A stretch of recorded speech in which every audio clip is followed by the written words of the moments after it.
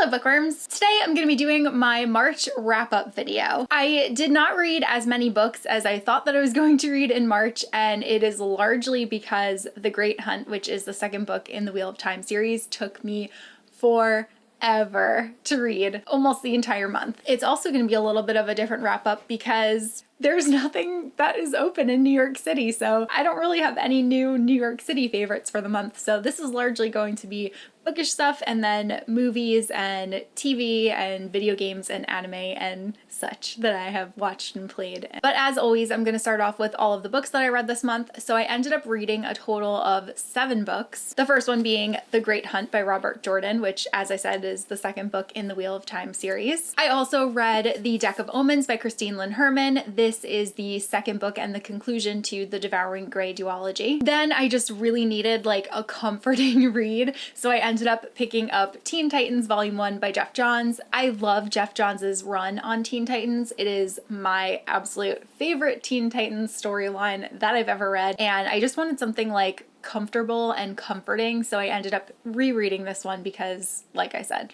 it's a favorite of mine, and I've kind of been going back to old comics now that I'm home so often and just pulling things off of my shelves. Then I read Queen's Peril by E.K. Johnston, which is the prequel novel that actually takes place before any of the films, all about Padme once she first gets elected as the queen. Then I read Wicked Fox by Kat Cho. This is the first book in a duology, the second book being Vicious Spirits, and that one's coming out in August. Then I finished up my first series of the year, and I completed reading Opposition by Jennifer L. Armentrout, which is the last book in the Lux series. And lastly, I buddy read Dark Lover by J.R. Ward with Heather from Bookables. So full disclosure, I haven't actually finished this book yet, but I'm filming on Saturday and the end of March isn't until Tuesday, so I will have finished this book by the end of the month. So as far as favorites go, this was a pretty solid month rating wise. I feel like I did really enjoy everything that I read. There wasn't really anything that I didn't really like, so that was a very positive thing. But my favorite adult book for sure is definitely going to be The Great Hunt by Robert Jordan.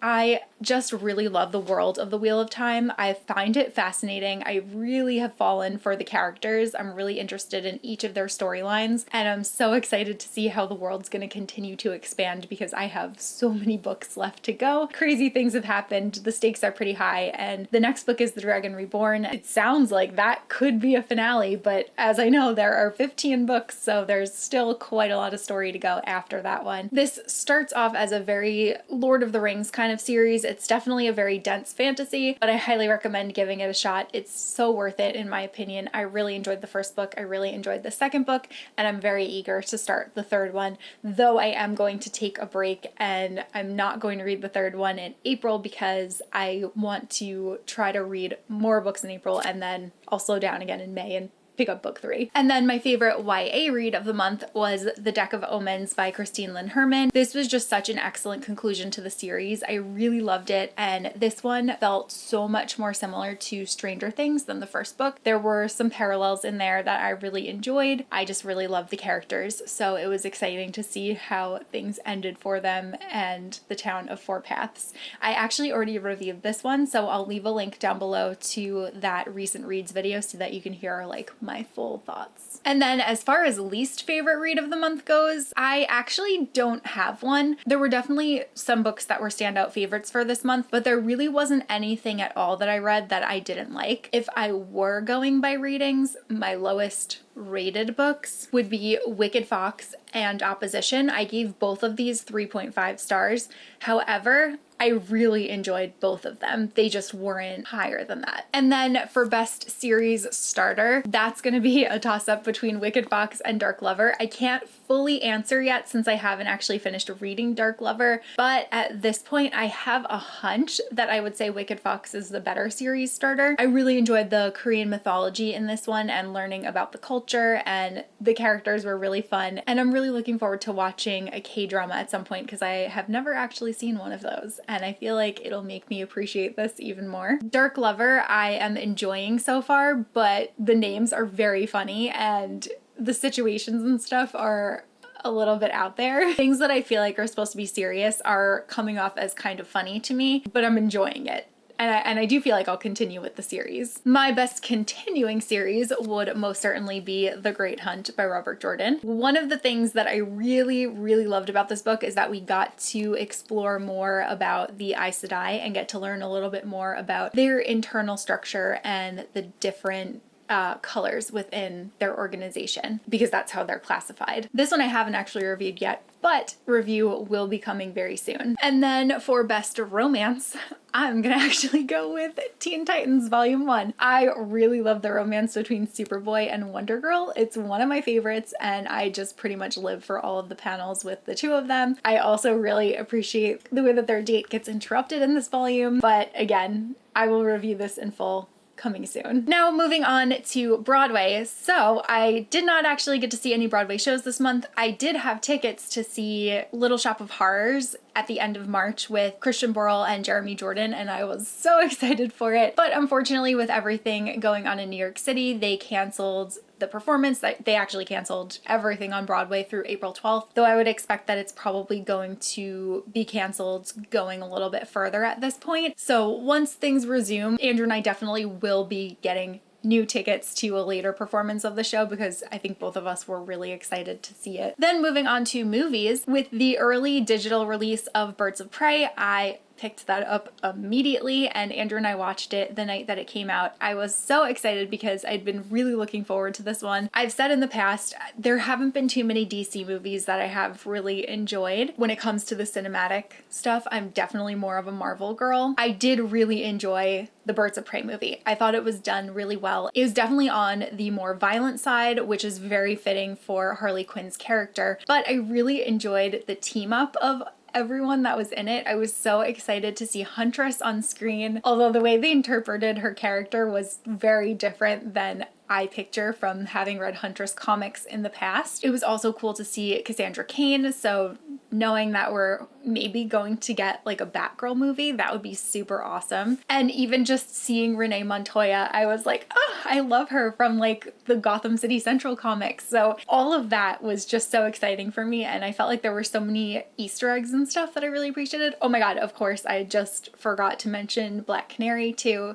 Dina Lance, she's incredible, and if we could get a movie of her, I would be on board. I thought she did an excellent job portraying the character. She was like perfect. And also obviously Margot Robbie was amazing as Harley Quinn. I think she fits that character so well. I really liked seeing her life after the Joker. I really appreciated like the scenes in the beginning where she's trying to cope with the grief of their breakup. It was just so humorous and heartwarming and also destructive and violent, and it was really enjoyable. I think my next DC movie dream would be if they were to do Gotham City Sirens and they had a film of Harley with Ivy and Selena. That would be amazing. I would go so far as to say that this has been my favorite DC Comics film so far, within the new stuff, because I do like some of the old Batman films. Then, you know what, we'll stick with DC films. So we also watched Wonder Woman, finally, this month. It was available on Amazon to rent for only 84 cents, which was really exciting.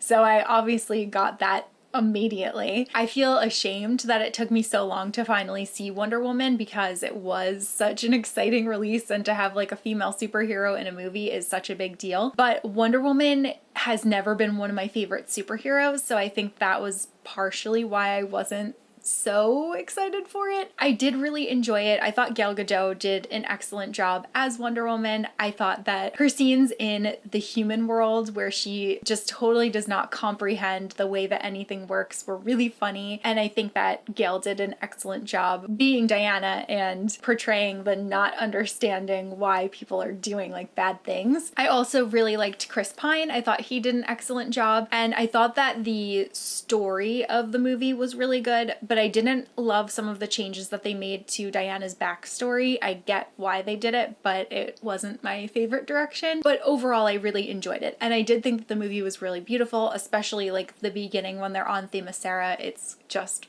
gorgeous. And now I'm really excited that we are ready to go to see Wonder Woman 1984 when that comes out. It's been pushed back till August, so there's time, but I'm curious to see Diana in another decade. I think that'll be fun. Then Andrew and I also watched Empire of Dreams on Disney+.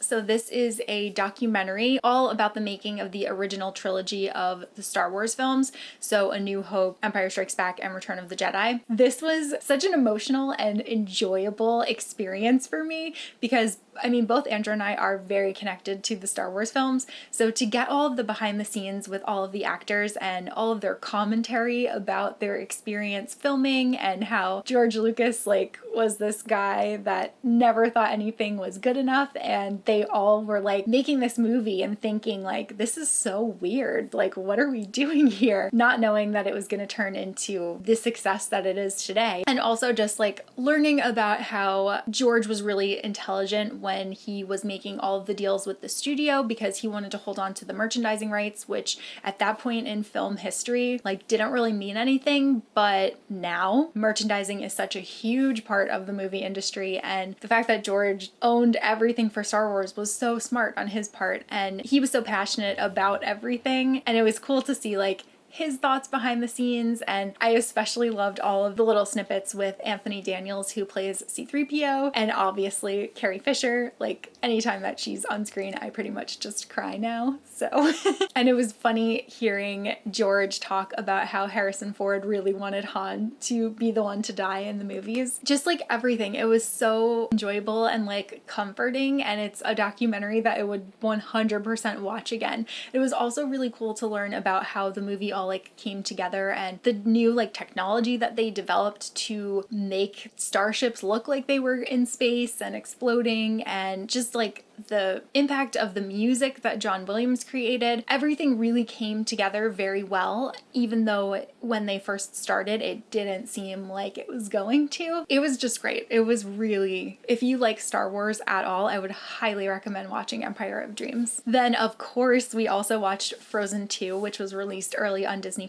We saw this back in theaters a couple of nights before it was released because we could not wait. I was so excited to get the opportunity to watch it again at home. It was really fun to get to see it and this time sing along with it, because having seen it the first time, we obviously weren't as familiar with all of the songs just yet. They had really only released Into the Unknown at that point, but now there's the full soundtrack was out there and we've been listening to it for months. So it was fun to sing along with the movie. My favorite scenes in that forever will always be Kristoff's ballad in the woods, Lost in the Woods. That is one of my favorite parts of the movie. I love Olaf. I love him grappling with teenage emotions. It's just so good. And also one of my favorite songs in the movie too. I mean, I love all of the music. It's really hard to pick a number one favorite, but the first song, the Some Things Never Change, I love that song so much because it's has a very Broadway musical kind of feel to it, and it's just so good. I love Elsa and Kristoff's relationship and how you can see that they've also become close, and just Kristoff was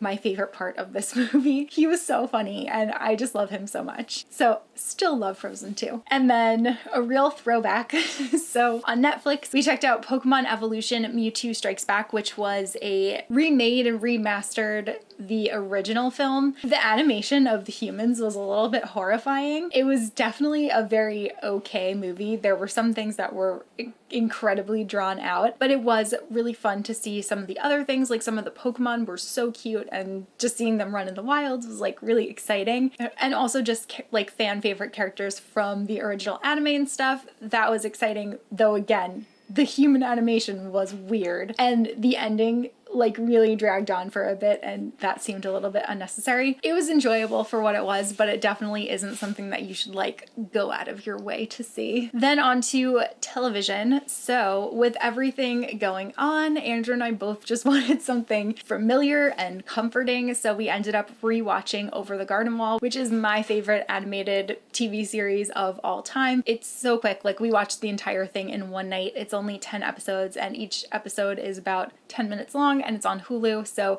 we just watched the full thing through for the 30th time at this point. We watch Over the Garden Wall so much in this house. We know all the words. It's about these two brothers who get lost in the woods, and they're just trying to find their way home, and they have encounters with all of these unusual people, and the humor is it's just like our brand of humor. It's so perfect. And it also has like that kind of spooky element to it, and it's very autumnal. It's just beautiful. It's beautifully animated. A lot of the animation and the music is very old, like it ties into the origins of like animating, and it's just really beautiful, really amazing, outstanding series. And I've talked about it on here so many times, so you guys know how much I love it, but I just continue to love it. And then we also finished watching an anime this month, so we watched the first season of ReZero, Starting Life in Another World. This was interesting. It took like a couple of episodes for the story to really find its footing and like get really interesting. Like we were kind of like, okay. And then by like episode 3 or 4, we were like, oh, this is really good. And then it stayed really good for a while, and then it got really slow. And then there were some episodes where we were like, do we even want to continue this series? Like, why are we watching this? And then once we pushed through that, it got really good again. There was a lot of a roller coaster ride in watching this series. So basically it follows a guy who is on his way home from the convenience store, and then I think he like passes out and he wakes up and he's in a fantasy world. He doesn't really know what's going on. And that's actually like a pretty common trope in a lot of anime. There's always like a normal person that just like wakes up in a fantasy world or a video game world or whatever. So that was the case here, and he is kind of learning all of the internal politics of this world, and it's very dangerous. There are a lot of scenes that are kind of gory, like some things were a little bit too much for me, but I pushed through anyway. But I did really like the characters, and that's really why like we continued watching it. The guy has some kind of weird ability, and you find out more about it if you watch it. If he dies, he will come back again, and then he has to like redo everything that he did. And it's kind of like a video game in that sense. So like if you're playing a level and you die, then you like go back to the beginning or whatever.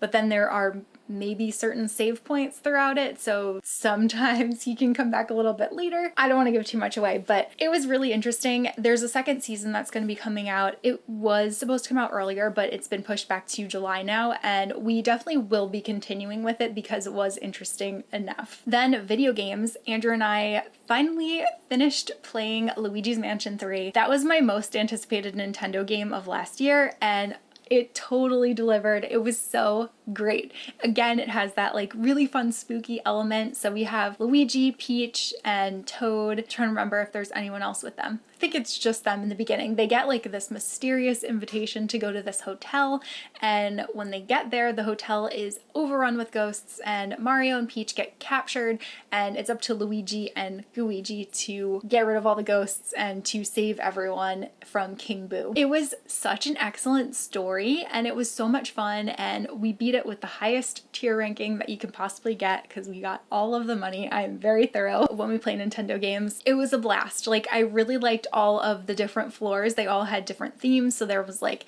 a movie set floor, and there was like an ancient Egyptian floor, and like a sailing floor, and a garden floor, and it was just so much fun. I really enjoyed the last Luigi's Mansion game, which I played on 3DS, and that one I played by myself, and the controls were a bit frustrating at certain points, so I did much better on the Switch version. And it was also fun that Andrew was able to play along with me, as I was Luigi and he was Gooigi, so there were certain things that he could do that I couldn't do, and certain things that I could do that he couldn't do. We started playing it on New Year's Eve, actually. Finally just finished like a couple of weekends ago. I also played more Pokemon Shield this month, and that was really fun. So I have now completed my Pokemon Shield Pokedex, and I'm just waiting for Andrew to be available to trade with me, and then we will have everything between the two of us, because he got all of the exclusives in his game, I got all of them in my game. I've already handled all of my evolutions, and we're just gonna do some trades and then fill out those decks before that expansion comes about. I'm quite excited. I really enjoyed Pokemon Shield. I know a lot of people had complaints about it because it was a bit different than some of the other games, but I personally really liked it because for me, Pokemon is more about collecting Pokemon than it is about like battling and winning things. So I really loved the addition of the wild area. I really loved being able to see Pokemon walking around in the overworld and to like encounter them that way. I swear I spent like 90% of my time just in the wild area, walking around, catching lots of stuff. It was so much fun. And also really frustrating when I was trying to encounter like a Goomy where you have a 2% chance and it's not an overworld spawn. Those were frustrating, but otherwise very fun. Then some favorites of the month. So I unboxed it in my February book haul video, but I got to curate the novel boxes this month, so I got to actually pick everything that was in here, and that was really exciting. And I'm so excited to see who the winners are at the end of the month, and everybody will get sent one of these boxes who entered and was chosen as a winner. But again, I just had so much fun doing this. This was such an amazing opportunity, and I'm so thankful that Novel asked me to curate a box. I also got to go to the Cassandra Clare event in Union Square at the Barnes & Noble and see her launch for The Chain of Gold, which I really loved. I got to go with Alexa, Rachel, and DJ, and we had so much fun hearing Cassandra talk all about the book. She was in conversation with Marie Rutkowski, who also had a book come out on the same day, The Midnight Lie. It was really, really fun. This was my first time going to a Cassandra Clare book event. I'd always been intimidated in the past because she draws such a large crowd, and I was always worried about having to commute home. Now that I'm in the city, I decided to go for it, and I'm so glad that I did. Cassandra has such high energy. She's such an enjoyable person to be around, and it was really fun getting to hear her talk about the characters and her process. And she also came in like full Edwardian garb, and she looked absolutely stunning. And then at the end, when she was signing our books, it was really nice because I got to actually talk to her about some spoilers since I had already read the book, so that was really awesome. And if she does more New York events, I will 100% be there. Then right before the quarantine set in, I got to go to a really awesome happy hour at a whiskey tavern in the financial district, and it was to celebrate the release of The Invisible Life of Addie LaRue. So this was really cool. It was a really small event, and we got to talk to Victoria about her upcoming release, and not only that, but we also got a copy of the book too, which I'm so excited to have my hands on, and I'm planning on reading mine in April. I have loved all of Victoria's books, so I have no doubt that I'm going to love this book as well. It's really big, which is really exciting because it's a standalone, so you want to get like that full story, though it is actually slightly shorter than A Conjuring of Light, she was telling us. But yeah, it was a really good time. It was just like a really enjoyable evening to get to go and to get to talk to Victoria. And Alexa and I actually got a little photo together beforehand, and I was wearing one of my Jordan Dene tees that said Anosh, which is from Victoria's A Darker Shade of Magic series, and Jordan was actually there, so that was really cool too. But yeah, it was just so much fun. I'm so glad that I got to go to that. And then my last favorite that I will mention here is my bullet journal. So I got a new bullet journal, and I got some stickers to decorate it. I really like them, and I also have stickers on the back here as well. I decided to get a new bullet journal that I'm using exclusively for like fandom related stuff and for lists and collections and like progress on series and stuff, and I've had so much fun like mapping out the pages, and I've been working on it quite a lot since I have the time. Let me know if you guys want to see a video about my fandom bullet journal, and I will definitely film one. But yeah, I really love it, and every time I look at it I just get so happy because I love all of the stickers. I definitely went sticker crazy on Etsy, and I would not be surprised if I end up getting more stickers. I do need to get something like kind of long to go here. It's actually really hard to find like smaller stickers. Everything is so large, so I'm still working on that little area, but my front is good to go. Oh, and then you know what? I also got a whole bunch of Pokemon plushes this month, and I really love those. Those are definitely favorites, but I filmed a whole fandom haul video, so I'll leave that link down below if you want to watch it, where I show you all of the Pokemon plushes that we've acquired. But that's all that I have for this video. I hope that you guys enjoyed it. Let me know what some of your favorite things in March were. Let me know some of the things that you're doing to stay sane during this crazy time in the world. That's all that I have for this video, so I will see you guys soon in a new one. Bye!